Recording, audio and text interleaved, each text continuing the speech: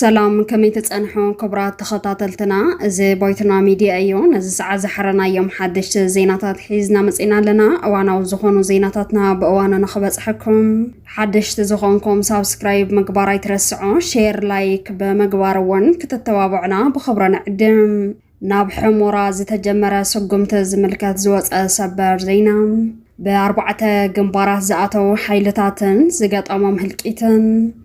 تجارو أبلات مكلخال هجر إثيوبيان خسروا زواج مشتراو تأزاز سنعفة زعتوت أرم سراوي تجرايز ملكات زواج حبريتام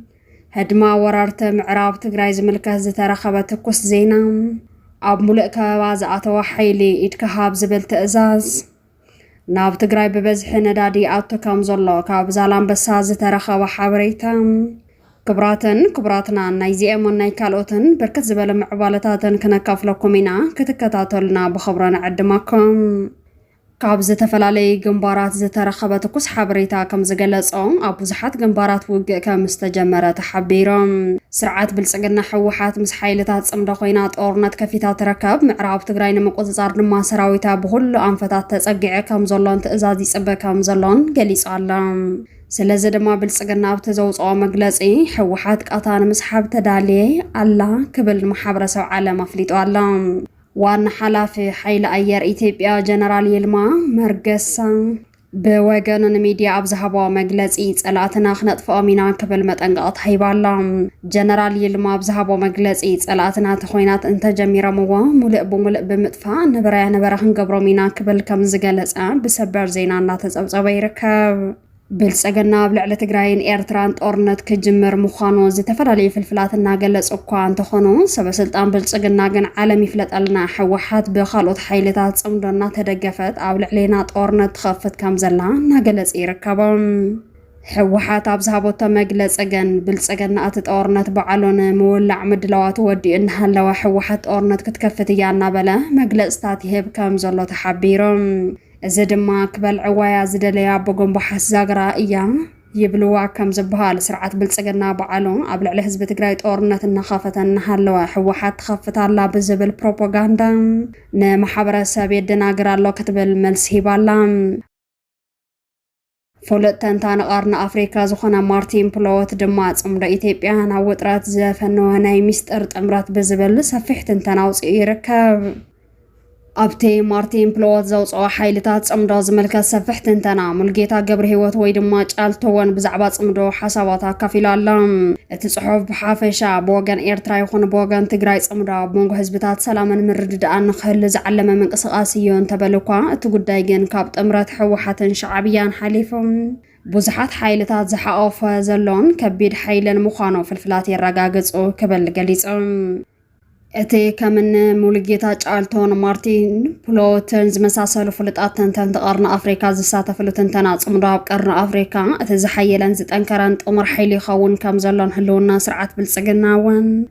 اب حتى ملكت كم زأتوان اتزقربت انتنا يقلز طمرات صمداب زحجوان سرعت بالصقنا 360 ديجري كم زخببون كاب تزقربت انتنا مردا كم زكال تفليطو علام إذا كم زيلن هالوا كاب 15 خلتا كور بإيرتران أب سودان كم زمرحت زترخب حبري تايرد ميدياتات بالسجن 15 أبالاتان أب سودان التوقع الزلا بجنرال البرهان زمرح سراوي السودان حقي زانا موقع كم زخنا ناس أبصبا يركبا إتان ميدياتات بالسجن وسيخان كم زجلس أرمتات سراوي تجراين أب سودان زمرح زلوا خلتا الأخوة كم زتوهاب الناقلس أنت خنا تحدث الأخوة سراوي السودان محجاز انتخون اتخال ايت الاخو دمامس كالوت حيلتات امرات فطيران ببيشانغول غوموز نمنግስት ኢትዮጵያን መጥቃዕ ከም ዝኾነና ጸብጸባ ይርከባ በወገን ትግራይ ዘለው ምሽጥራው ፍልፍላትና ከም ዝገለጽ ወገን አርምታት ትግራይና ኣብ ሱዳን ዘምርሐ ዘለዋ ኣብ ደቡብ ሱዳንን ምዕራብ ትግራይን ዘለው ወራራ ሓይልን ምጽራግን ሕሞራብ ሙሉእ ከባነ ምእታውን ከም ዝኾነ ይገልጽ فالفلات كم زحبروا أبزاجيد أب سودان زلوا أرمتات 40 انتخنا حج دماز توسنا كفال 15 وعز كم زلوا تجلس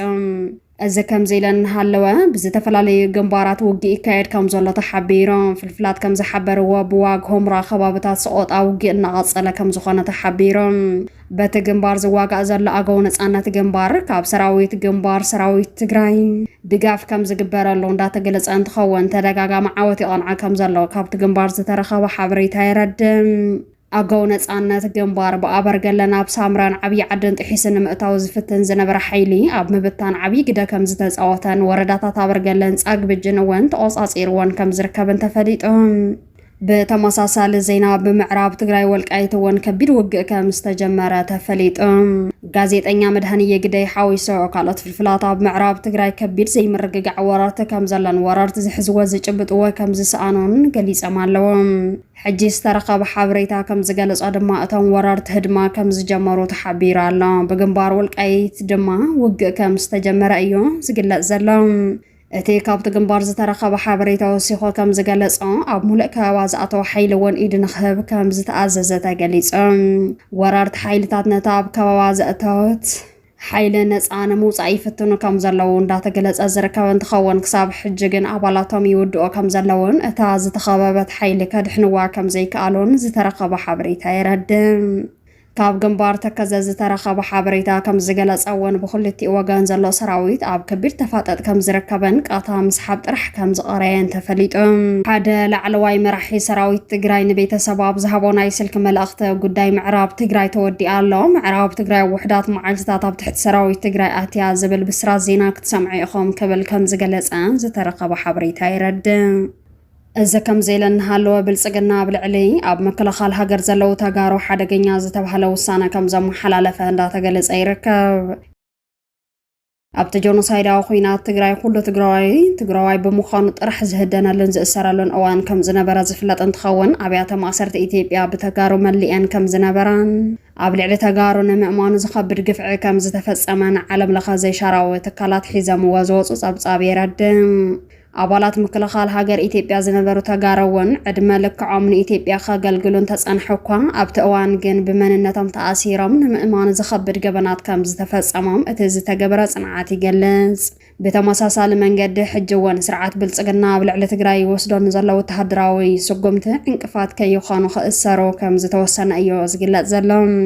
ተጋሩ ኣባላት ምክልኻል ሃገር ኢትዮጵያ ድሕሪ እቲ መስካሕክሕ እስር ቤት እውን ደሞዝ ንኽወሃቦ ክብሉ ተገዲዶም ናብ ምክልኻል ሃገር ኢትዮጵያ ተመሊሶም ከም ዝኣተውን ብልጽግና ምስ ፋኖን ኦሮሞ ነፃነት ግንባርን ኣብ ዝገብሮም ዘሎ ጦርነት ይሳተፉ ከም ዝጸንሑን ሕጂ እውን ይሳተፉ ከም ዘለውን ፍልፍላት ይገልጹ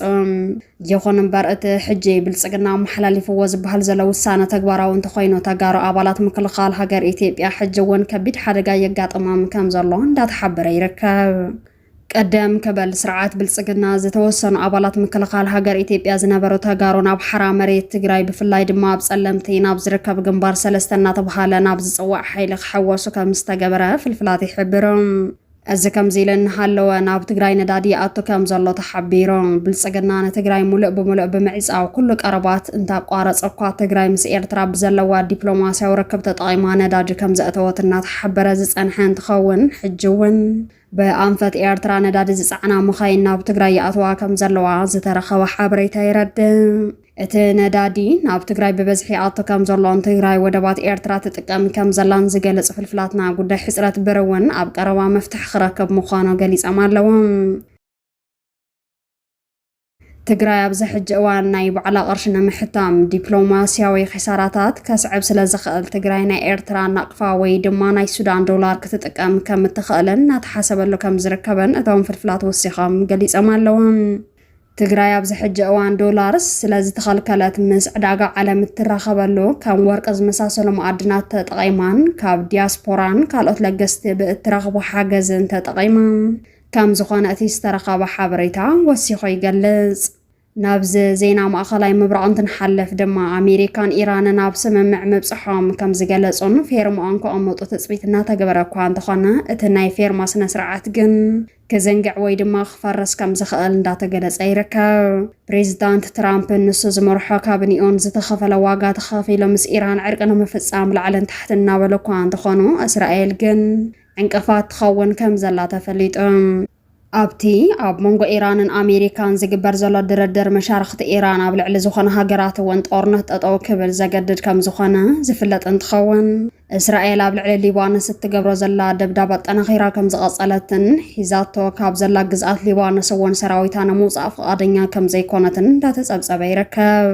በዚ ዝተቆጣዐት ኢራን ብዛዕባ እቲ ድርድር ክሳብ ሕጂ ወግዓዊ ዝኾነ መግለጺ እንተዘይሃቡ እኳ ኣመኻሪ መንግስቲ ኢራን ዝኾነ ፕሮፌሰር መሃዲ እስራኤል እትወስዶ ዘላ ስጉምቲ ምኽንያት እቲ ምስ ኣሜሪካ ዝግበር ስምምዕነት ክዝንግዕ ወይ ድማ ሙሉእ ብሙሉእ ክፈርስ ይኽእል እዩ ክብል ኣጠንቂቑ ኣሎ።